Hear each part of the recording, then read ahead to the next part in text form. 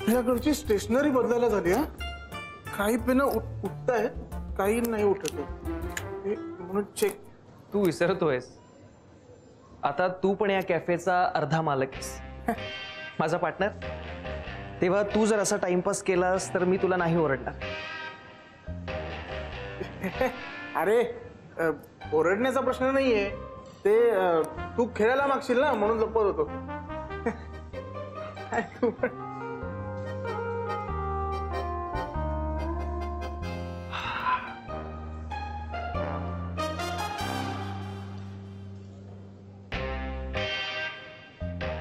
अबे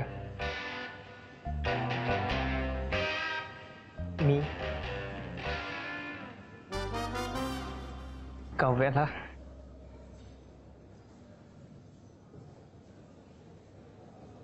प्रपोज करायचं ठरवलंय.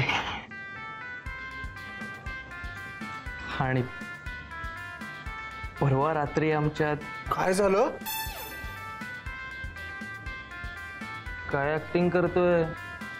हे बघ, तुझी ती बायको शाल्मली, तिच्या पोटात ते बाळ सोडल्यास दुसरं काही राहत नाही. तिने 400% तुला खरं काय ते सांगितलं असणार आहे.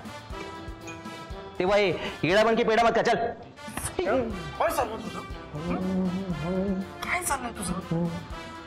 पेशन्स ठेवत जा ना यार, कंट्रोल करायला शिक जरा. यात पेशन्सचा काय संबंध आहे? आणि हा काही प्री प्लॅन्ड इव्हेंट होता का? आणि जे काही घडलंय त्यात काव्याचाही तितकाच सहभाग होता. म्हणूनच मी